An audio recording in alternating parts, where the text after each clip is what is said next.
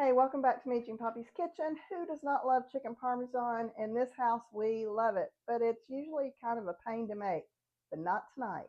It's going to be easy. It's going to be high protein with ingredients you probably already have in your pantry and refrigerator, and it looks like it is going to be outstanding. I've never made it before, but let's give this a try.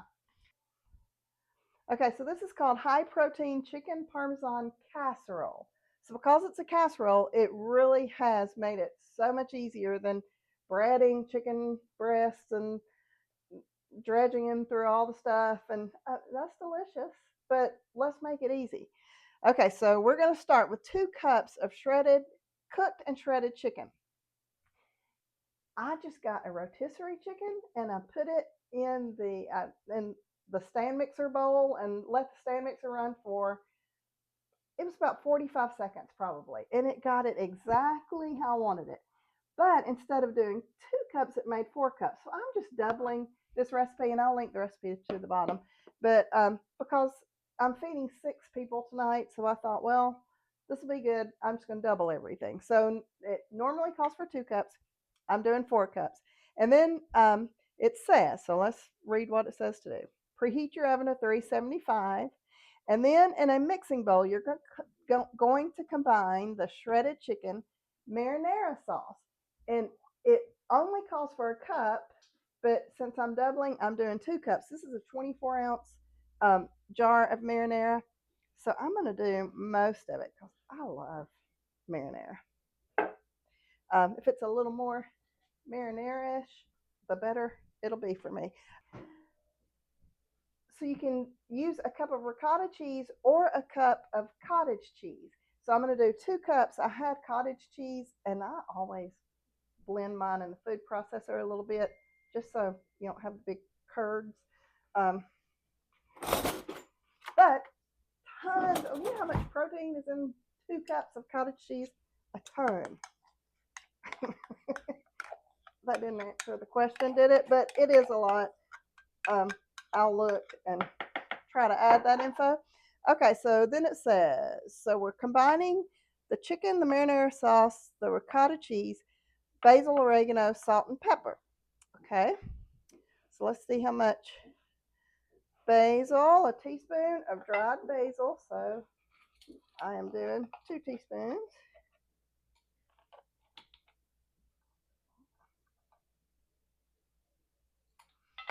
Okay, and then a teaspoon of dried oregano. So I am doing 2 teaspoons. And then salt and pepper to taste. So I'll probably put about a teaspoon of salt. And just, I don't know, probably about a half a teaspoon of pepper. Okay, and then it says to stir until it's beautifully combined, is what it says. So we will do that. And I'll be able to tell if this is a good ratio because I'm not using the exact recipe, but you can. Man, that looks good. Smells good too. Okay, and all that cottage cheese is just blended in there. You can't even see it. It's just protein added. Okay, so now it says spread half of the chicken mixture in the bottom of a 9 by 13 casserole dish. That's what I'll do here.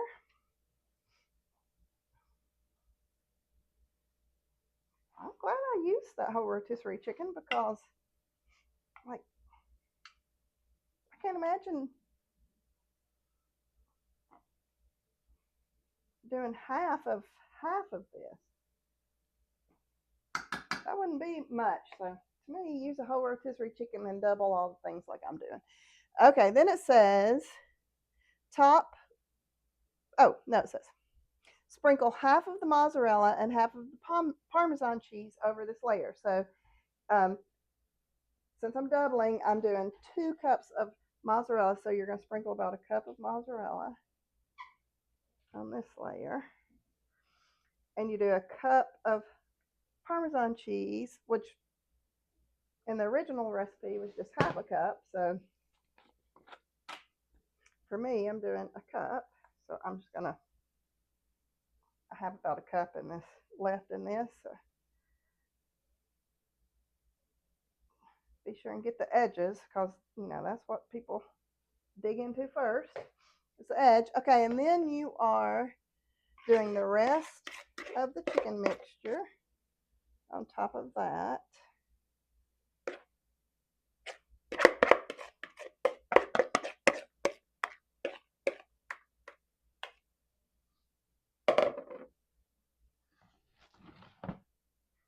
Spread it out on top.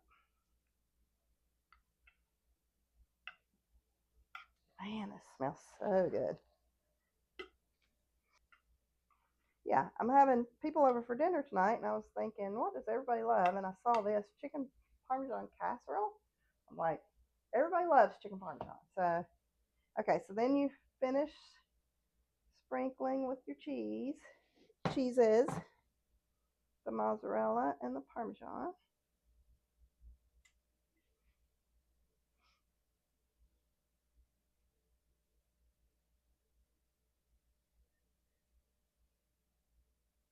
Again, I always make sure the edges are good and sprinkled, because it's easy to not do the.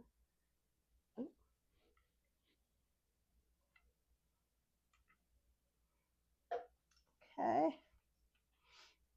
And then you top with how much? A cup of breadcrumbs. And since Poppy is gluten-free, I got gluten-free breadcrumbs. And I've used these before, and really you can't tell the difference. So I am not measuring this. But it is supposed to be a cup, which you may want to do 2 cups. But since it's just the top of the same size pan, you may want to just do a cup, no matter if you double it or not. Okay, got a good bit of breadcrumbs. Okay, now it says you're going to bake this in the 375-degree oven for 25 to 30 minutes until the cheese is bubbling and the top is a lovely golden brown. Let it cool for a few minutes before what? Yes, before serving. Okay. Absolutely sounds delicious. It says you can prep this the night before and let it chill in the refrigerator. Then bake it fresh for dinner. You can add veggies. Goodness, I'm excited about this. So I also went and got Olive Garden salad and breadsticks, because I didn't know how much time I was going to have to do this. So made it easy for myself. It's going to be good. Oh, and I'm going to do some spaghetti noodles, because you know at Italian restaurants they always give you spaghetti noodles to put your stuff on. So I'm going to do some noodles. And then that's it. So I'll show you. I'll tell you if it's any good or not. I'm sure. I mean, 100%. I know it's going to be. So stay tuned. This looks and smells incredible. Looks like I put so much effort into it. Really, I didn't. Let's do a taste test. Getting my infamous corner taste. My youngest daughter laughs at me all the time, because anytime I make something, most of the time the corner is gone out of it by the time they get over here, because you got to taste it. Well, so you can taste it, but the corner. But I can't take a bite of it yet. That is piping hot. Okay, here we go. Let's pray we don't burn our taste buds off.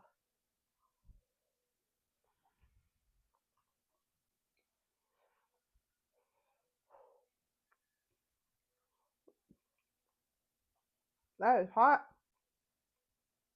but that is delicious. I will be making this on repeat. I'm so excited about this. Delicious. Make it.